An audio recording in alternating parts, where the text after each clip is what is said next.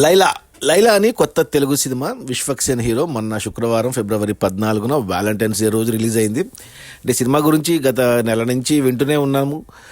Teaser trailer చూశాక promotions అర్థమైంది Vishwaksen lady getup అనేసి. సో బట్ అన్ఫార్చునేట్గా ఈ సినిమా ప్రీ రిలీజ్ ఈవెంట్లో కొద్దిగా రాజకీయంగా దుమారం చెలరేగి బాయ్కాట్ లైలా వరకు వెళ్ళింది, ట్రెండింగ్ నెగిటివ్గా వెళ్ళింది. సరే, ప్రమోషన్స్లో అంటే ట్రైలర్ చూస్తే ఎవరైనా చెప్పొచ్చు కొంచెం బూత్ కంటెంట్ ఉన్నట్టు అనిపించింది, హీరోయిన్ ఎక్స్పోజింగ్ అవన్నీ అనుకున్నా నేను కూడా. బట్ మూర్తి గారి ఇంటర్వ్యూలో చెప్పాడు మన విశ్వక్సేన్, ఇది యూత్ సినిమా, బూత్ సినిమా కాదు అని క్లారిటీ ఇచ్చాడు. అయినా అప్పటికి చూస్తే సెన్సార్ రేటింగ్ ఏ వచ్చింది. ఏ అంటే ఇంకా 18+. అది ఏ అనేది బూత్కి ఇచ్చారా వైలెన్స్కి ఇచ్చారా అని జనరల్గా అలా ఇస్తారు. సో ఈ సినిమా మాత్రం పూర్తిగా బూత్కే ఇచ్చారు, అదైతే క్లియర్గా ఉంది. ఇక సినిమా కంటే సినిమా ఈ జానర్లో మనకు చాలా తక్కువ సినిమాలు ఉన్నాయి హీరో లేడీ గెటప్ సినిమా అంతా ఉండడం అనేది.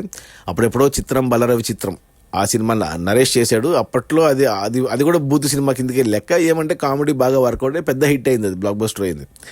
ఆ తర్వాత రాజేంద్ర ప్రసాద్ చేశాడు మేడం అనే సినిమా, అది క్లీన్ కామెడీ, అది కూడా మంచి హిట్ అయింది. ఈ రెండే మనకు తెలుగులో, ఇది మూడోది లైలా.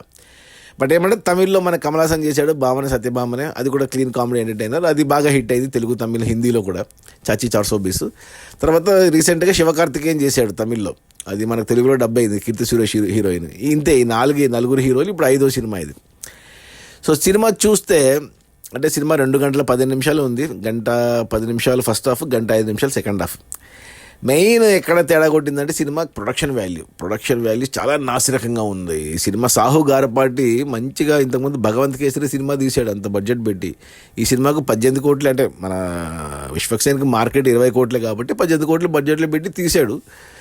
అయినా ప్రొడక్షన్ వాల్యూ చాలా దారుణంగా ఉంది ప్రొడక్షన్, అది మెయిన్ దెబ్బేసింది సినిమాకి. అదే సెట్ వేశారు, చిన్న పాత బస్తీ లాంటి సెట్ వేసుకుని ఆ సినిమా అంతా అక్కడే తీశారు. ప్లస్ యాక్టర్లు ఒక్కరు కూడా సెట్ కాలేదు, అందరూ ఓవర్ యాక్షన్ యాక్టర్లే సెట్ అయ్యారు ఈ సినిమాకి. ఇక విశ్వక్సేన్ కూడా మందలా కలిసిపోయాడు. ఇంకా ఒకడు అభిమన్యు సింగ్ ఓవర్ యాక్షన్ విలన్గా, పృథ్వీ పెళ్ళి పృథ్వీ కొద్దిగా నారా లోకేష్ లాగా ఉంటాడు, అతని ఓవర్ యాక్షన్. ఇంకా కొంతమంది లోకల్ పాత బస్తీ యాక్టర్లను పెట్టుకున్నాడు, వాళ్ళంతా ఓవర్ యాక్షను. ఇక హీరో విశ్వక్సేన్ కూడా అలాగే అనిపించింది నాకు. ఆ టాటూస్, ఆ చెవులో ఏందో, ఆ జుట్టు ఏంటో. ఇంకా హీరోయిన్ అయితే ఎవరు ఆకాంక్ష శర్మ అంటే ముంబై నుంచి పట్టుకొచ్చారు.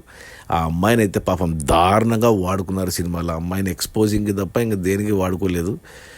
ఎందుకులే ఇంకా సినిమా గురించి ఇంకా బూతులకి కొదవే లేదు అసలు. ఏమంటారు ఇండైరెక్ట్ బూతులు, డైరెక్ట్ బూతులు, డబల్ మీనింగ్లు. ఇక సినిమా అంతా పచ్చిగా ఉంది అసలు.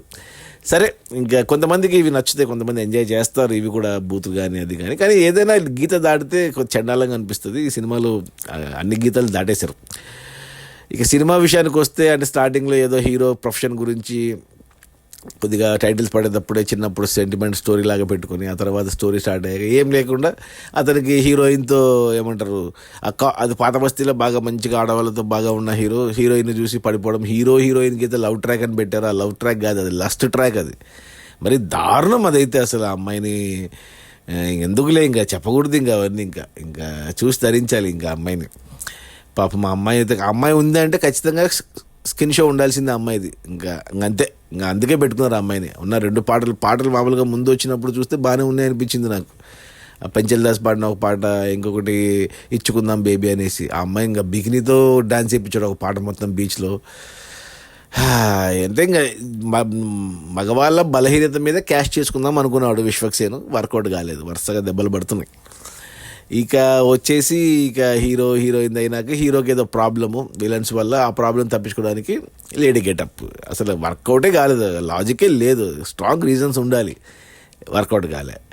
ఇక ఇక్కడ మనకు ఒక అమ్మాయిని పెట్టారు. అమ్మాయి ఎవరు, పొలిమేరలో హీరోయిన్ ఉంది, పొలిమేర 1, పొలిమేర 2లో బాగానే ఉంటుంది అమ్మాయి, బాగానే చేస్తా. ఆ అమ్మాయిని తీసుకొచ్చి ఇంకా అమ్మాయితో మెయిన్ కథ అమ్మాయిది అనమాట. అంటే ఇక్కడ సినిమా మొత్తం చూసాక అర్థమైందంటే, చెప్పాలనుకున్నది అంటే అందం కాదు ముఖ్యం, గుణం ముఖ్యం అని చెప్పాలనుకున్నారు. అది దానికి ఇంకా దొరికినవన్నీ యాడ్ చేశారు.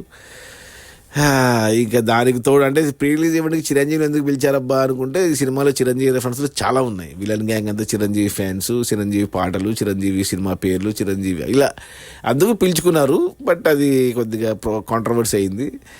ఇక సెకండ్ హాఫ్, ఇంకా ఫస్ట్ హాఫే అలా భరిస్తే ఇక సెకండ్ హాఫ్ మరీ దారుణం. ఇంకా లేడీ గెటప్కి వచ్చినాక ఇంకా విశ్వక్సేన్ అంటే సూట్ అవ్వలే విశ్వక్సేన్గా లేడీ గెటప్ కనపడుతుంది. అంటే ఇంకా కొద్దిగా లావుగా బుద్దుగా ఉంటాడు కదా, ఏమో మరి ఇక లేడీ గెటప్లో ఫైటు పాట ఇట్లా రెగ్యులర్ పెట్టుకున్నారు. ఇక ప్రీ క్లైమాక్స్ క్లైమాక్స్ ఏంటో సినిమా ఇంకా మరి ఇంకా కంపరం ఎత్తింది ఇంకా సినిమా. ఇంకా చూడలేకపోయాను నేను కూడా. నాకు మామూలుగా నాకు విశ్వక్సేన్ సినిమాలు ఇంతవరకు నాకు ఏది నచ్చలేదు. నాకేది ఇంతవరకు ఆయన హిట్ అయిన సినిమాలు కానీ ఏవైనా కానీ ఏది కూడా నచ్చలే ఇంతవరకు. ఓకేగా నాకు అనిపించింది ఇంతవరకు. అదేంటది మన దాస్కదమ్కి కూడా నచ్చలేదు డైరెక్షన్ది. ఏది పెద్దగా అనిపించదు నాకు. మన విశ్వక్సేన్ సినిమా అన్నీ ఒకేలాగా అనిపిస్తాయి నాకు. అన్ని డిఫరెంట్ సినిమాలు చేసినా గ్యాంగ్స్ ఆఫ్ గోదావరి దారుణం అనుకుంటే నేను. ఇంకా దాన్ని మించిపోయింది ఇది. కొద్దిగా మధ్యన వచ్చిన మెకానిక్ రాకన్నా ఒక రకంగా పర్లేదు అనిపించింది ఇప్పుడు గ్యాంగ్స్ ఆఫ్ గోదావరి అండ్ ఈ సినిమా లైలాతో పోల్చుకుంటే. ఏమోలే, మొత్తానికి ఇతను కొంచెం కొద్దిగా డైరెక్షన్ చేసుకొని కొద్దిగా మంచిగా రాసుకొని కొద్దిగా ఒళ్ళు దగ్గర పెట్టుకొని చేసుకోవాలి. విశ్వక్సేన్ లేకపోతే మాత్రం కనుమరుగైపోతాడు, అదైతే గ్యారంటీ. బాగా వస్తున్నవాడు, మంచిగా మార్కెట్ పెంచుకుంటూ వస్తున్నవాడు ఒక్కసారికి ఇలాంటి పొరపాట్లు చేసి పడిపోతున్నాడు. ప్రతిసారి కాంట్రవర్సీలు, ప్రతిసారి ఇలా చెత్త కంటెంట్ ఇలా వస్తే మాత్రం కష్టమే.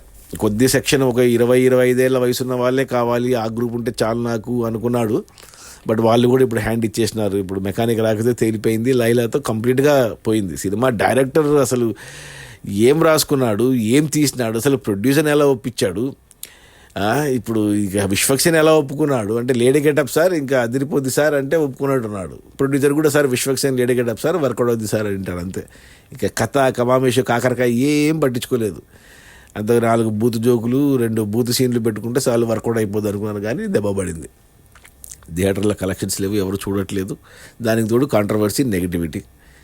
ఇక అంతే. ఎవరికి నచ్చుతుంది అంటే ఇంక ఎవరో ఉంటారు కదా కొద్దిగా మాసు మాసు ఇలాంటివి ఎంజాయ్ చేసి క్రింజ్ కామెడీ అంటే జబర్దస్త్ని ఇంకా చూస్తూ ఎంజాయ్ చేస్తున్న వాళ్ళు కొంతమంది ఉంటారు కదా, వాళ్ళకి ఏమైనా నచ్చవచ్చు ఈ డబుల్ మీనింగ్లు అవి ఇవి, ఈ బత్తాయి పళ్ళు అవి. ఇంకా బూతులు అయితే మరి దారుణంగా పెట్టుకున్నారు అసలు. మరి ఇంకా పచ్చిగానే వాడేశారు. ఇంకా అర్థమవుతుంటుంది. ఇంకా నువ్వు మింగేయి, నువ్వు అది ఇలాంటివన్నీ ఉన్నాయి. ఇంకా పువ్వు పండు కాయ.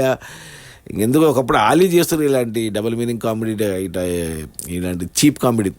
ఆలీ ఇప్పుడు అడ్రస్ లేడు. ఇప్పుడు వీళ్ళు ఎత్తుకున్నారు విశ్వక్సేన్ ఈ టీము, లైలా టీము. ఏమో నాకైతే నచ్చలేదు సినిమా. తప్పదు కాబట్టి చూశాను విశ్వక్సేన్ కోసము. సో నా రేటింగ్ వచ్చి 1/5. బ్యాడ్ అంటాను.